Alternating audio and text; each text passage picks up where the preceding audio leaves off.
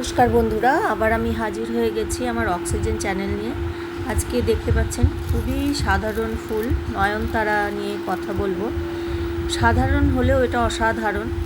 ছোট্ট একটা চারা থেকে একটু একটু করে বড় করে সেই গাছটাকে ভালো করে ঝোপালো করা যায়, একটু একটু করে পিঞ্চিং করে। আপনারা দেখতেই পাচ্ছেন কত সুন্দর ফুল হয়েছে। আর এটা খুব সাধারণ একটা গ্রো ব্যাগের মধ্যে করা, দেখতে খুবই সুন্দর।